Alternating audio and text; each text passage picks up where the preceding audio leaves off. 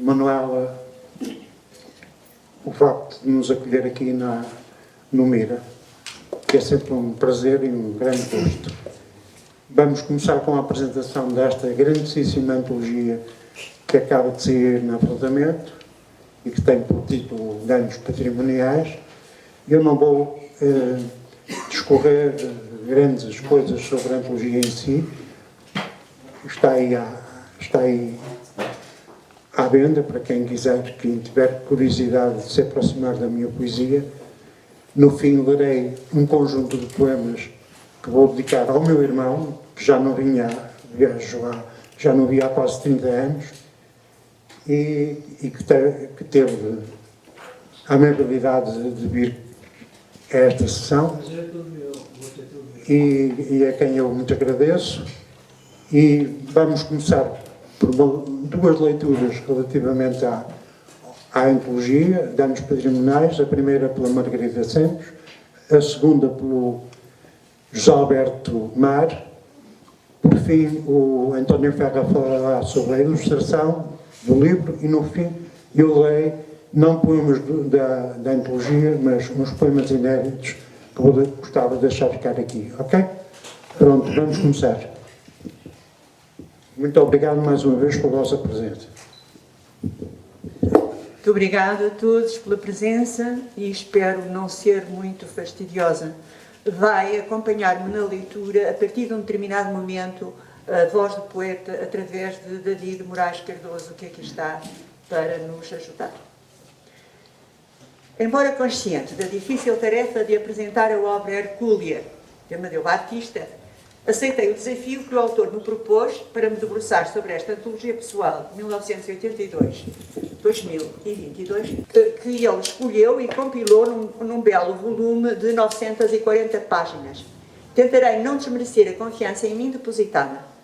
Posso não ser suficientemente assertiva na análise e na crítica para falar sobre danos patrimoniais, mas sou uma leitora independente e séria na apreciação que faço da sua poesia.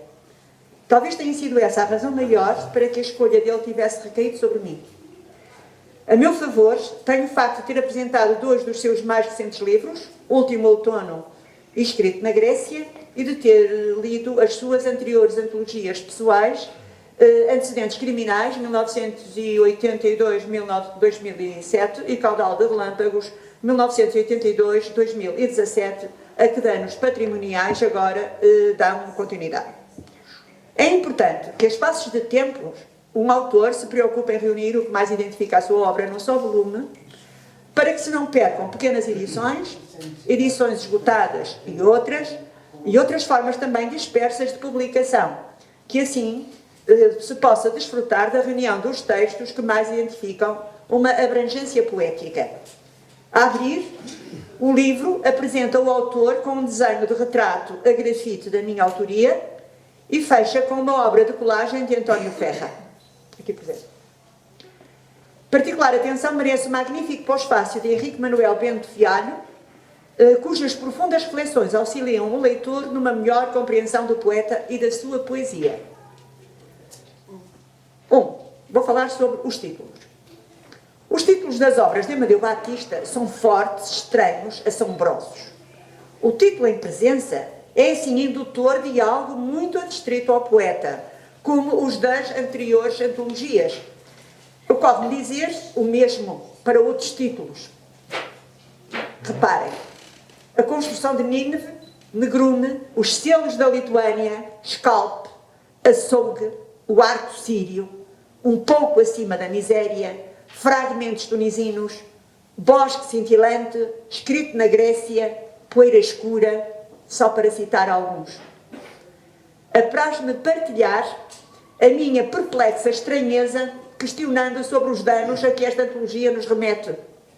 Sendo o seu imenso património o que tem verdadeiramente de seu, a sua grande cultura, a sua extensa obra, o trabalho enquanto foco principal da sua vida, Amadeu Batista reputa como danos seus o uso continuado da palavra como denúncia e combate contra as injustiças e as atrocidades do século XX e XXI, com a clareza do seu pensamento e a intensidade do seu sentimento.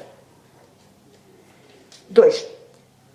Sobre a voz plural do poeta.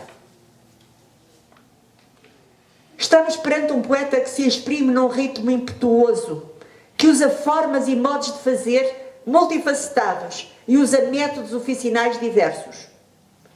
A sua forma poética é multímoda, percorre com igual impulso e instinto o poema curto, o soneto e o discurso narrativo, onde se pressente a respiração dele transmudado noutros personagens. No seu discurso estão presentes o erotismo, a desolação, a solidão, o drama, o sofrimento, a doença, a morte. Sempre percorrido por um desassossego trágico, faz escolhas inverosíveis de personagens ou de personalidades estigmatizadas pela tragédia. Insurge-se indignado contra as assimetrias e desigualdades sociais com uma clareza impressionante.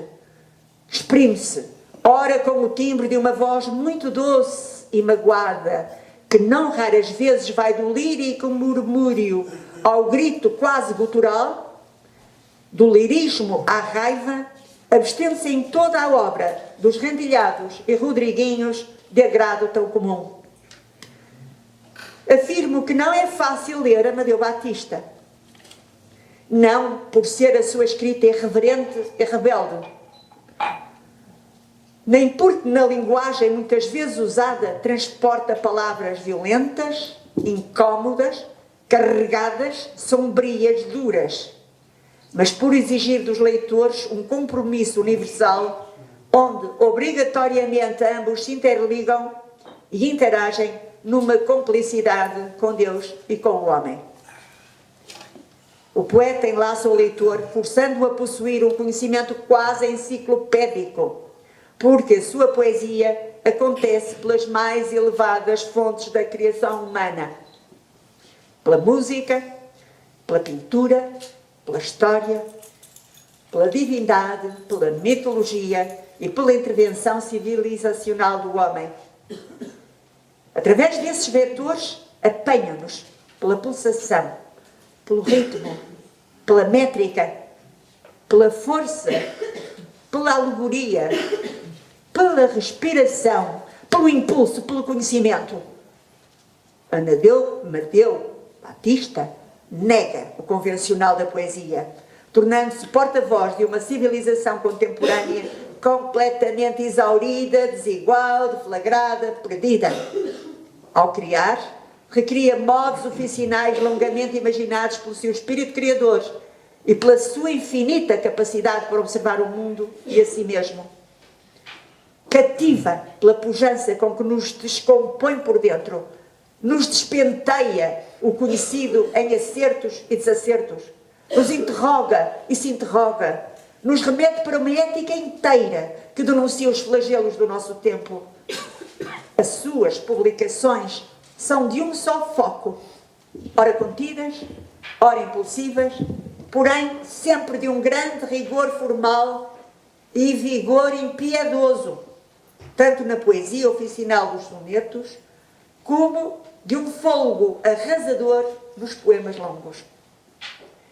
Quando nos conduz pela interpelação constante do divino e do sagrado face às misérias do diverso e do humano, a sua voz, a um tempo profana e divina, envolve as demandas do dia a dia com uma cristalina noção do efêmero do corpo e da sua condição de finitude.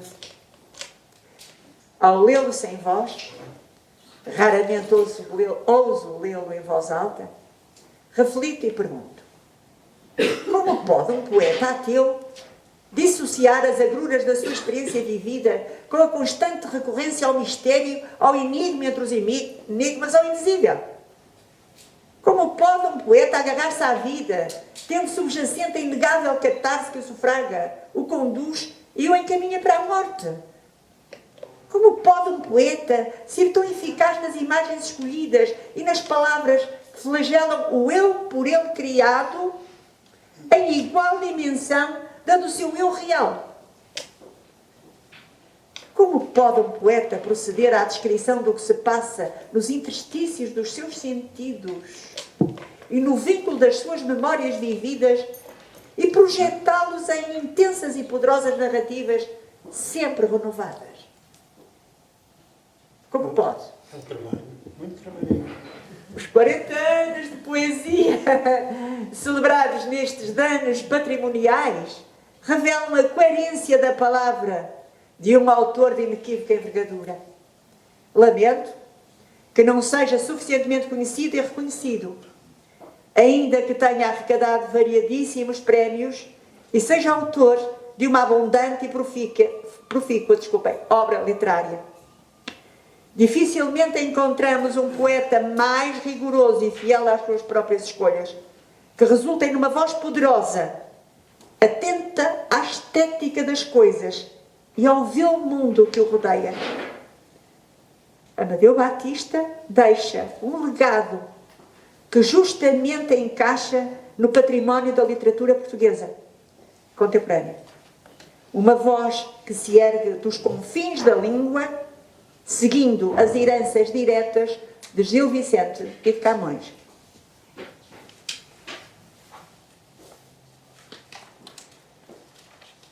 Ponto 3. O livro é muito grande. Eu tenho que ser um bocadinho demorado. Reflexões sobre algumas obras. No poema de Passagens Secretas, 1982, que dá início à sua atividade literária e a esta antologia, lemos página 11. Corremos pela praia com a nossa nudez, porque deixamos algures os mantimentos escassos de que a nossa tristeza se mantém. Logo ali encontramos termos e palavras queridas ao poeta. Nudez, o usufruto do corpo, o erotismo. Mantimentos escassos, a pobreza, a miséria. Tristeza, o abandono, a solidão, o mal-estar do mundo. Palavras que multiplica e afina em toda a obra. Amadeu Batista calca e recalca temáticas demolidoras da condição humana e de si próprio. Retrata o que testemunha e retrata-se. Expõe e denuncia o outro. E expõe-se numa linguagem que equilibra a lírica da melancolia e a desolação das suas vivências. No livro Negrume, 2006, o autor revela uma grande autonomia de espírito, onde o corpo é assombrado pela dubiez do discurso. Através de um modo de fazer triplo, faz um quase compulsivo apelo à viuvez, a padecimentos, a perdas, ao suicídio, à doença, à morte. No discorrer da palavra, as memórias tornam-se públicas e, como em obras posteriores, solta lembranças nítidas do passado, da família, dos lugares da infância, dos danos que testemunha.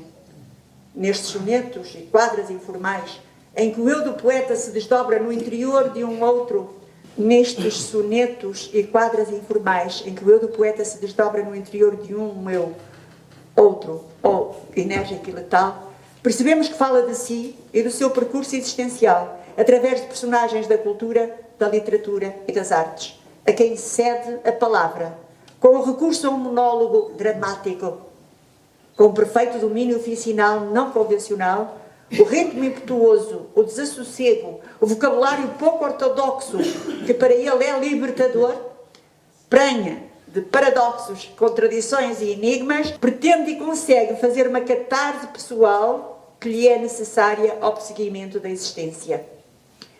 Creio ser a catarse um denominador comum a toda a sua poesia. A doença do mal, enquanto modo sequencial da narrativa dos sonetos de danações para o que sofre, página 185. Uma doença que é, como o inferno, pega-se aos rins e não cessa nunca. Havia em receita, seja um ácido, a punção a cravar-se, ou um nitrato de prata aceso sobre a carne. O discurso direto e incomplacente do primeiro verso de Negrume, página 198. Sim, vou matar-me, vou cometer esse adultério. O recurso a memórias arrepiantes da casa, do pai, do rio, que tudo envolve em desilusão, mágoa, angústia, solidão. Página 232. Há na mesa uma nódoa. Meu pai, hoje já morto, bebe em silêncio. Eu, como ele, sorvo real agora. E intuo que nada é real porque há aqui papéis em desalinho, lápis e tesouras, uma chave partida, um copo sujo de vinho abandonado, enquanto eu sempre quero que não quero. E mais não faço sempre que permanecer irrisório e frágil, para que não aconteça senão o que neste momento tarda ainda. Em Açougue, 2012, encontramos um conjunto de poemas autobiográficos explícitos, de profundo desencanto, a cada um dos quais o poeta dedica um ano da sua vida. No poema do seu ano de nascimento, datado de 1953, escreve, página 435. Logo no primeiro ano, estou só e não consigo manter de pé. Se suspeitasse sequer que iria ser assim para toda a vida, não me riria com estas gargalhadas cristalinas. Acossado pela ideia da morte, esta poesia transmite uma síntese libertadora através das palavras que fluem para um desencanto profundo com a realidade, não raramente começando pelo lamento que passa a ser raiva. Expõe uma vida que extravasa privações, separações, ausências, solidão, misérias, sabendo embora que poderia expor-se de modo diferente. Poesia como razão de existência, inconformada, inteira, insubmissa, eis o que nela encontro. E mesmo assim, ele afirma, página 452. Mas a verdade é que a consciência do que me vai acontecendo sempre me pareceu soberba e exaltante. Tanto mais que sempre quis ser poeta. E para se ser poeta, é sempre necessário estar no fio da navalha sobre a carne. É necessário saber como se abre a ferida e o sangue corre. E como a dor alastra sobre tudo, sem que haja esquecimento ou redenção. Em Sobre as Imagens, 2008, Poemas de Caravaggio, 2008, e Poemas de Leonardo, 2018, como em outras publicações, tanto na escolha como na construção dramática das biografias e das obras, encontramos uma só personalidade desdobrada em diversas. O autor coloca-se de fora para dentro e de dentro para fora, como ator e autor. Precipita-se para os quadros, para o que as imagens lhe suscitam, para a interpretação dessas imagens e para as biografias dos artistas, transformando-os, se assim posso dizer, em seus heterónimos. Ora, são as interrogações teológicas que os painéis do Museu Grão Vasco sustentam, numa poesia sacra cheia de interrogações teológicas sobre o estado do mundo. Ora, é um drama que funda a poesia e a música como iguais ao homem. Página 625. A música é o ponto culminante que há no mundo. O ponto culminante que há no homem. Plano agora sobre o tempo imenso, eu sou a música. A música e o silêncio estupefacto. Ora, dialoga com a obra do pintor renascentista, onde reconstrói e interliga a sua própria visão contemporânea do estado das coisas. Ora, é a pintura barroca, feita poesia, que fala através da simulação da voz de Caravaggio, se insurge contra o estado do mundo. Página 263. O mundo agora é só hipocrisia. E por isso mesmo a minha regra é não ter regra nenhuma. Em busca da brandura, vou de sítio em sítio a procurar um sentido nos sentidos. Ou alguém que não difame ou que não roube. São, é evidente, as personagens e as imagens que falam. Porém, é sempre o poeta quem as solta. E através delas respira intensamente. Página 270.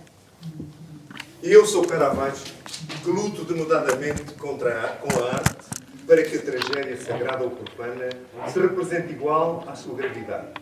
Contém ou não, cantem ou não os anjos das ossanas, goste ou não se goste do que faço. A vida é turbulência.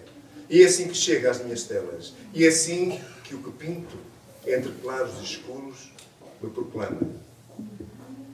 Em Poeira Escura, de 2021, os seus mal-humorados sonetos, sem rima, como os demais, é mote.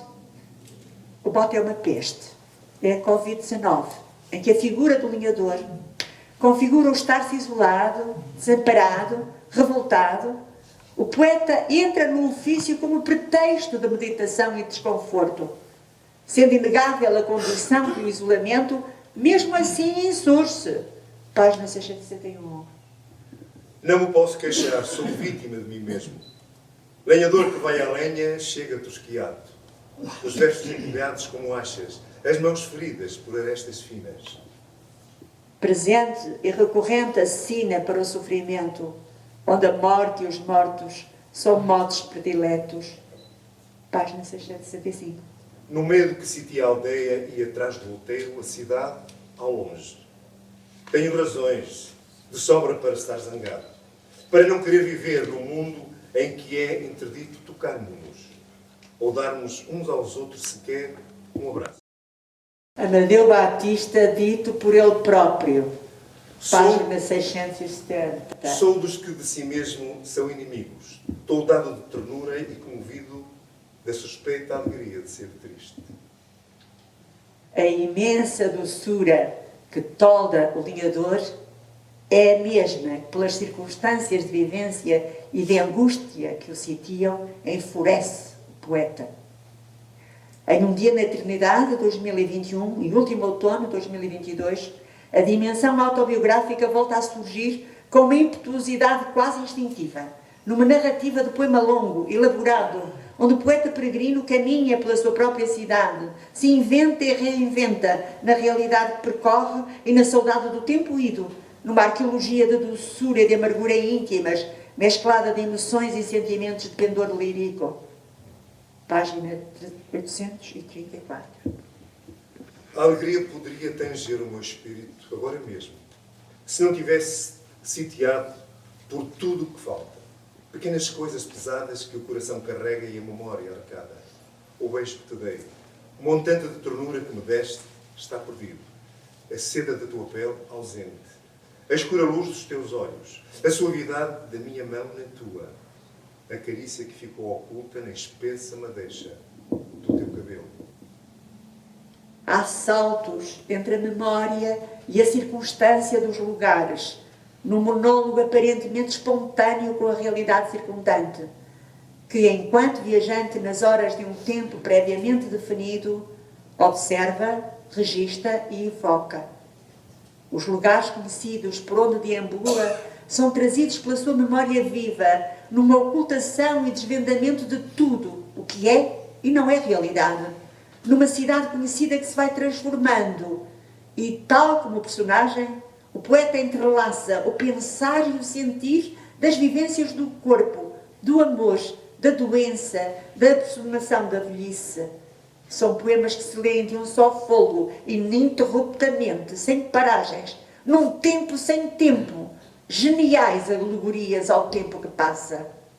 São igualmente um fundo sinal da redenção que a poesia pode trazer ao sofrimento humano. São longos poemas cativantes, carregados de lirismo até à exaustão. Página 716. Esta escrita é uma palavra sobre mim, sobre o mundo.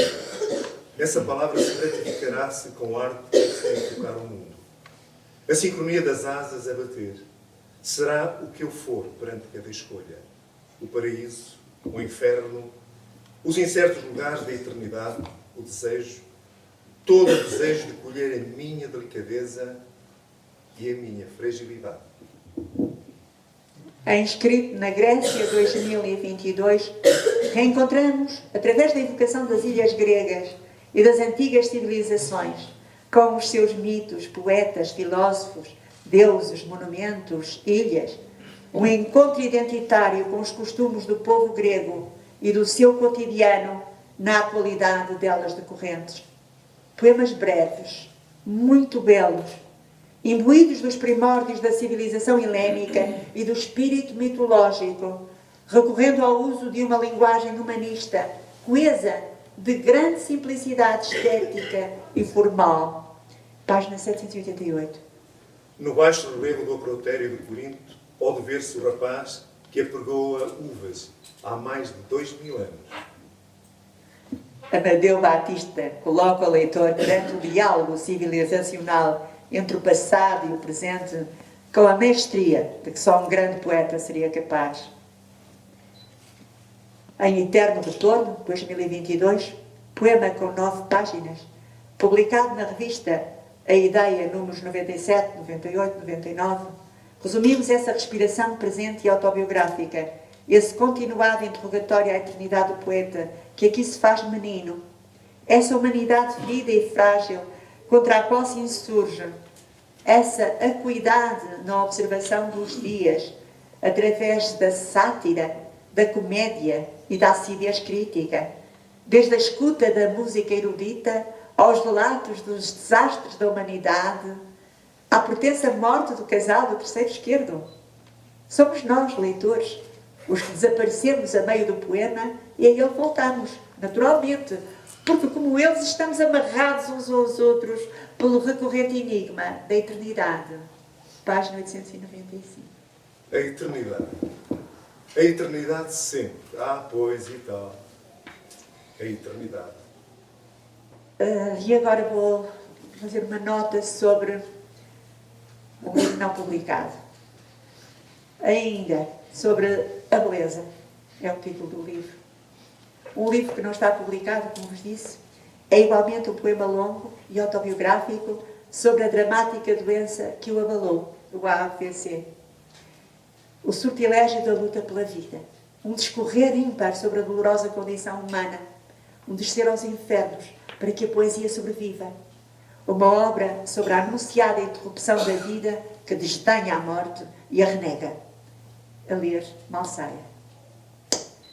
Bem, agora só me resta pedir-vos desculpa se me alonguei, mas ficou tanto por dizer em um escasso tempo sobre esta volumosa publicação, este tijolo, como alguém o apelidou na televisão, que é preciso partir, este tijolo que é preciso partir para podermos encontrar a palavra sagrada, a intensidade lírica, a infância, o amor, a vida e a morte, o conhecimento, a alma e o pulsar luminoso deste poeta plural, Amadeu Batista.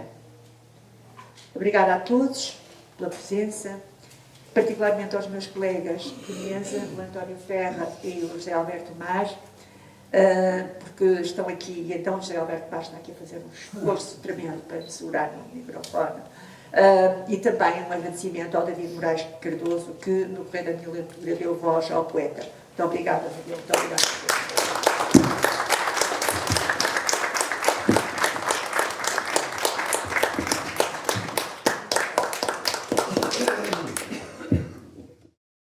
Nunca realizei nem colaborei na apresentação de um livro, muito menos de uma antologia.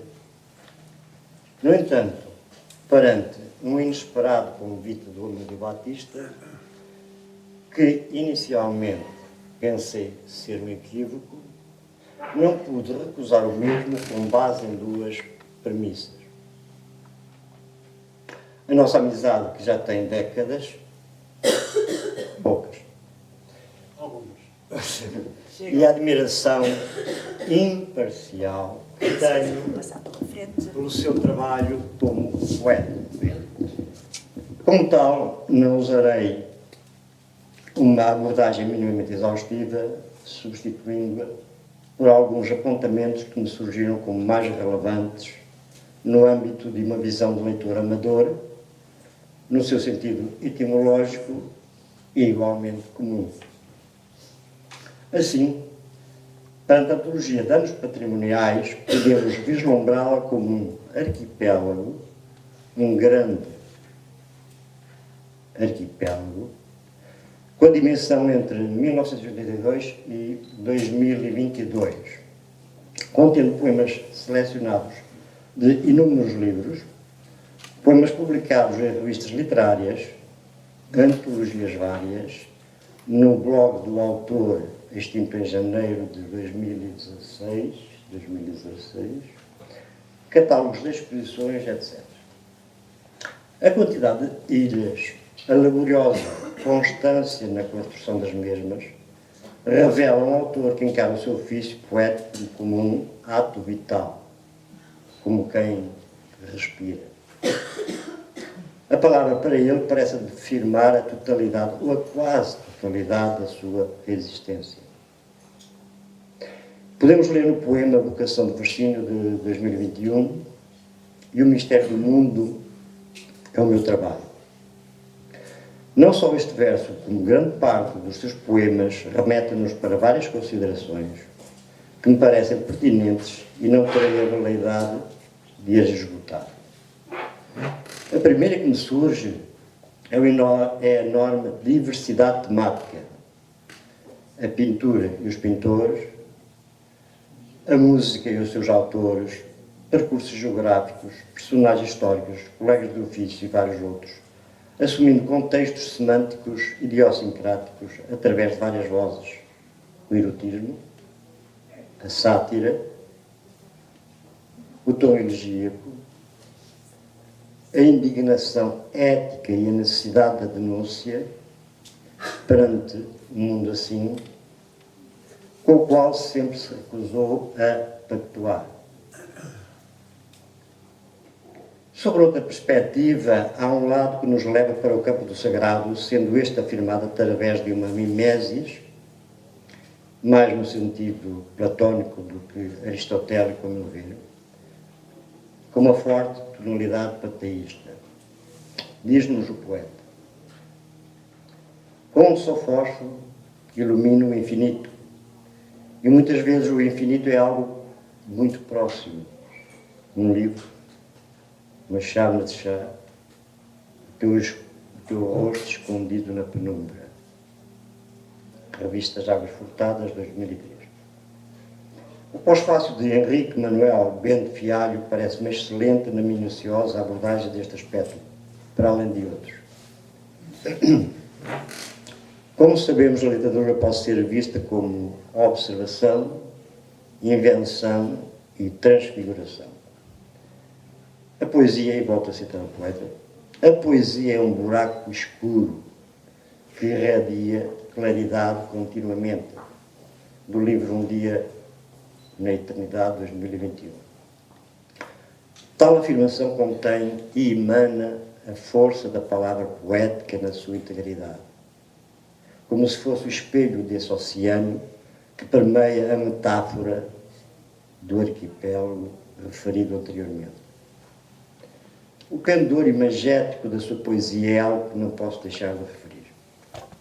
Não será por acaso que o Amadeu Batista apresenta frequentemente belas fotos em redes sociais e igualmente no seu blog já referido.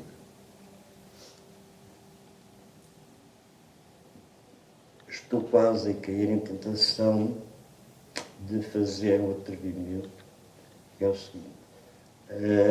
Lembrem-me de repente que estamos num espaço cultural que privilegia a fotografia. Um espaço importante do Porto. E, para bom entendedor, meia palavra basta. Vamos continuar. Peço desculpa, Manuela e ao Amadeu.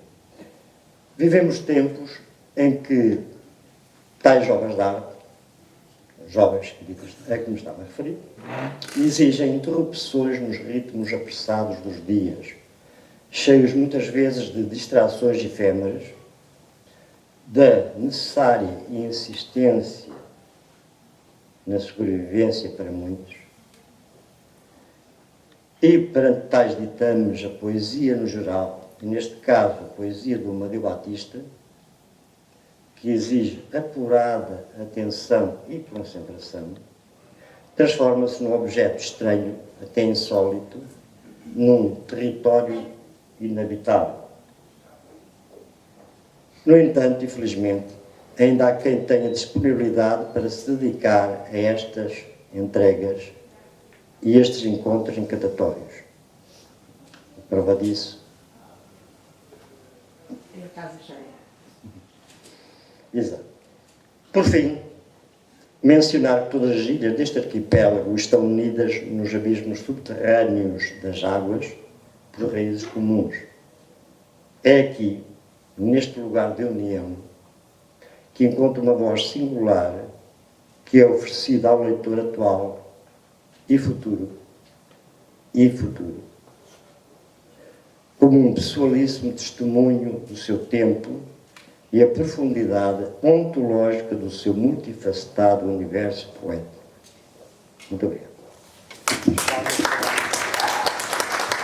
Então, antes de mais nada, queria agradecer ao Amadeu o convite que fez para participar neste livro com uma imagem, com um trabalho meu, que é uma colagem que depois foi trabalhada digitalmente e que chegou desta forma. Portanto, muito obrigado também, e é um gosto estar aqui convosco. Também, esta minha participação não aparece por acaso, porque, corrijo-me se eu não estiver certo, em 2009, o Amadeu um dia chegou na minha casa e viu uma série de desenhos, uma série de imagens, com um pendor erótico, sem dúvida, e ele disse: eu vou escrever em cima disto. E assim fez. Viu um livro muito forte, não são, os livros são todos muito intensos, muito fortes, chamado Scalp, com uma intensidade erótica, quanto a mim, bastante mais forte e superior aos meus desenhos, mas de que maneira? Não é? Portanto, esta relação imagem surge assim. Neste caso concreto, eu acho que mandei poucas imagens para ele ver e não houve grande hesitação, que é esta. Tem uma leitura aberta, que para mim é muito um abraço que ele está, um abraço, enfim, que nos une também, não é? Mas as coisas têm que ter leituras abertas, como tem também a sua poesia, como tem as imagens do modo geral. A não ser certas imagens que não têm leituras muito abertas, mas tem sempre. E então, pronto, eu fiquei muito contente. O desenho primitivamente era a cores, mas depois foi transformado, foi feito a preto e branco.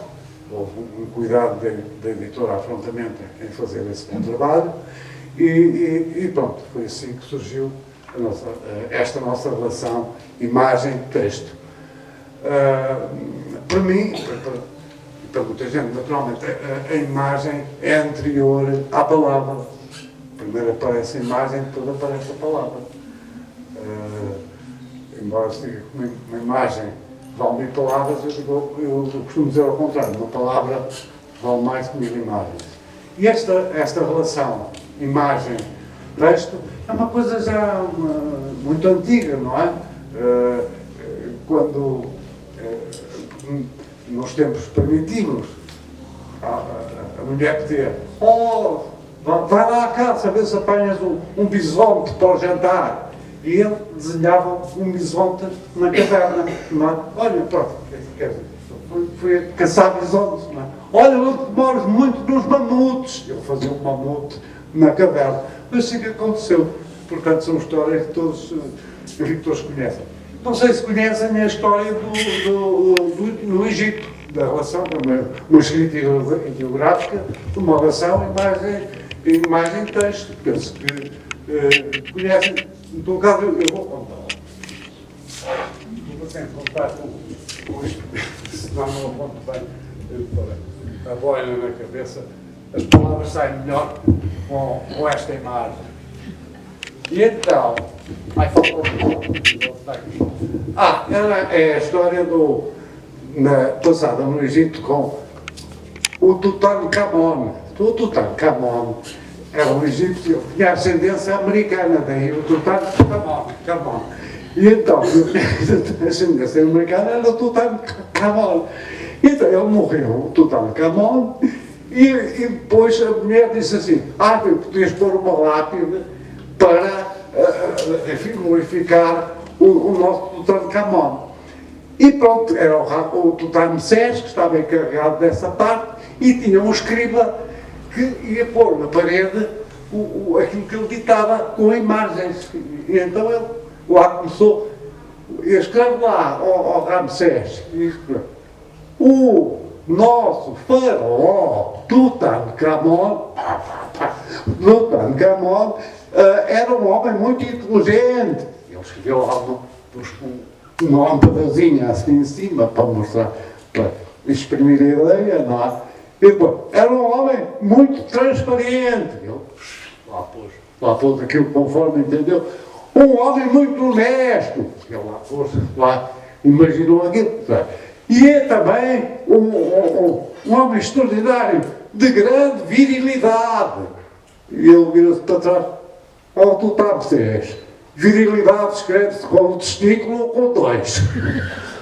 Ao pai escreve-se só com um, agora com a cordeira ao político. É mais simplificado. Pronto, sobre a imagem e texto, era isto que eu vos queria dizer. Muito obrigado.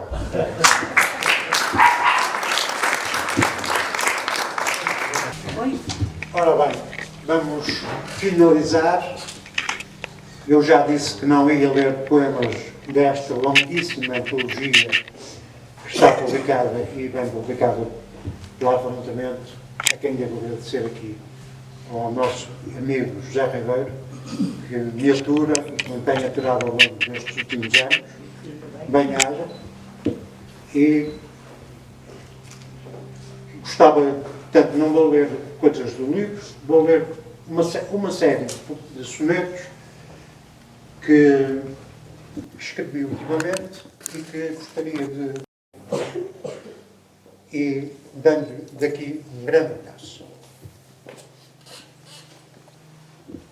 Nascido a 6 de maio, o herói... Calma-te, caralho. Vais continuar com isso. Nascido a 6 de maio, o herói só se aguentou até aos 17 meses. Depois, uma família recolheu para que ao longo da vida se traísse muitas vezes. Sob os pés não teve o chão que tantos tiveram a aconchegá-los. Um carinho de mãe, o ombro de um irmão, uma pequena luz erguida sobre o feno. E, no entanto, sempre foi leal, sobretudo aos seus mortos, aos seus afetos, à intensa palavra que é nos bosques e se aloja nas têmporas exames dos poetas. Quase nem se acredita que tenha amado tanto. Se viveu empolgado, não se sabe. A esse mistério ousou permitir-se a transformar em segredo a dor bravia que recolheu da poeira do caminho. Há de dizer-se que triunfou na permanente derrota de si mesmo, marcado pela deriva de uma piedade dissimulada na redonda arte de sonhar para perder tudo. Perdido de ternura, nunca soube a que inesperada pergunta podia responder quando pretendeu voltar à infância como um velho idiota que presume que por um passo de mágica se pode salvar tudo. Funestas ilusões e consumidas esperanças. E, no entanto, ainda está de pé. Para ter a brisa com as mãos vazias e os olhos limpos e unânimos na progressão geométrica da sua desgraça. A versos se rendeu para que fosse um pouco menos miserável o mundo que lhe coube em sorte. Aquela luz que sempre nos alcança quando almeja a alma, a era que renasce.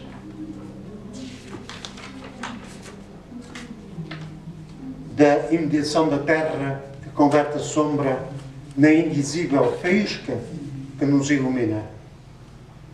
Podia desistir a qualquer instante, mas ignora que fazer à gratidão que tem por tudo ser assim tão sórdido e belo na escuridão que alastra e o derruba. Mas se cai o herói, a vida é que o levanta, ainda com mais força na adversidade, como uma cobra amarela dentro do peito e um ramo de junquilhos na cabeça. Do deserto, deserta quem se acha para escutar ao longe a trompete que glorifica os heróis abandonados ao livre arbítrio nos seus pensamentos, com o lume do corpo em carne viva. Era só um menino quando o levaram da casa dos seus pais, mas fez-se um homem que passa por ti com a cruz às costas. Ah, não te alarme o escarro no rosto que te mostra. Aprende que há sempre descursoados modos de prevalecer. Não compreendes a dor porque tem passado. Atiça-lhe os cães como é costume. Dispara a queima-roupa sobre a repulsiva figura ignóbil que te amedronta. O ininteligível clarão que te fascina. Olha que a um desesperado pouco importa. A qualidade das chamas que transporta, a intensidade do pânico que semeia, o teor de angústia de que se alimenta. Olha que este herói é um anti-herói. Alguém cheio de frio, na chuva do que escalda. Sem que o soubesse, deu abrigo às térmitas. Nascido a 6 de maio, nada deve ao ímbio contrato que celebrou com a vida.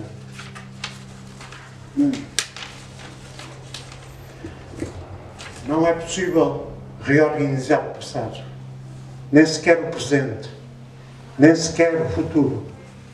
Não há como dulcificar o azedume quando se regam as raízes com vinagre. Onde está a memória, está o desassombro.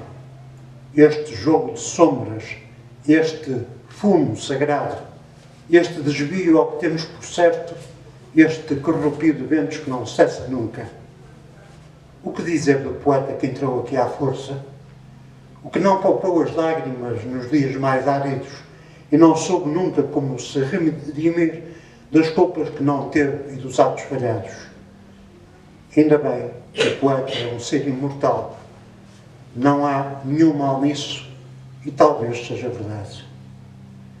De sarna para se coçar, não se livrou o aniversariante.